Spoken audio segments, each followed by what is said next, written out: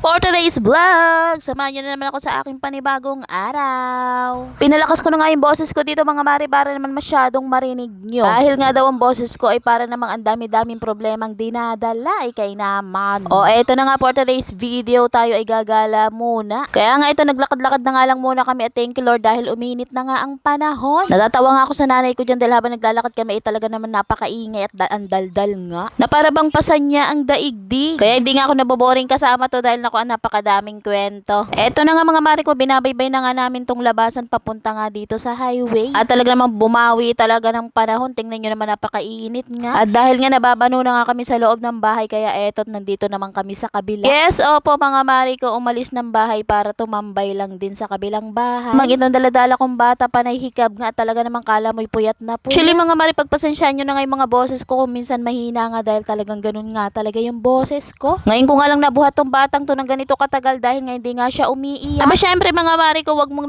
kukuhain niya kapag umiyak, talaga namang kainaman kahit napakaliit niya. Kung talaga namang makapalakat yan ay kainaman. Kaya habang good mood pa siya at di pa siya umiyak, eto't binuhat-buhat ko na nga muna habang busy ang kanyang nanay sa pagluluto. Syempre mga mare ko, may bisita kasi siyang dumating kaya kailangan niya magluto. Na para bang yan siya ay napaka-VIP. Wala namang kaganapan dito mga mare, mga simpleng araw lang naman ito, talaga naisipan lang namin gumala. Dahil kung alam nyo naman panay sunod-sunod talaga ang ulan at ang inyong Madam Athena ay naiinip na nga dito sa loob ng bahay. At gusto ko naman na may kachismisan ako ng personal, hindi yung lagi na lang sa cellphone.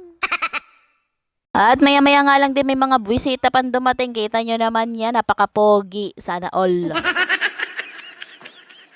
Ay talaga namang napakaganda nga ng panahon for today's video. Bumawi talaga si Lord. May mga magrereklamo na naman na ang init-init na naman ang panahon. Na para bang nung kailang umuulan ay reklamo din. Mga Pinoy nga naman. Kaya halo-halo nga lang ako dito na akala mo ako naman na nagluluto. Ay naku, kainaman. For the content lang ba? For the content. Huwag nyo nang pansinin chan ko dyan. Talagang ganyan madadagdagan pa yan. Anyways mga mari, magluluto nga lang pala si Madam Grace dyan ng pansit dahil birthday ng kanyang Diyosawa. Para naman daw meron kaming pagsasaluhan kahit na papaano. At habang tulog nga ang kanyang Junakis dyan, syempre imekos-mekos muna natin yan. At syempre pagmamalaki ko tong nanay ko na kahit saan mo dalhin ay talaga namang napakasipag. Ay, sana all. Kahit talaga saan mo isama yan, talagang ganyan yan. At pagkatapos nga ng mga ganap-ganap na wala namang kaganapan, ito't lumabas muna ako't nagmuni-muni. At pagkatapos nga mga nagkukwentuhan nga lang kami dito, talaga namang grabe ang tawa namin dyan. Basta masaya lang din talaga kung minsan ay marami ka nga din nakakausap. Kahit na nga parang aatakihin ako sa puso sa kakatawa dyan. Kinagabihan syempre dinner time na, kaya ito na lang muna tayo for today's video. Bye!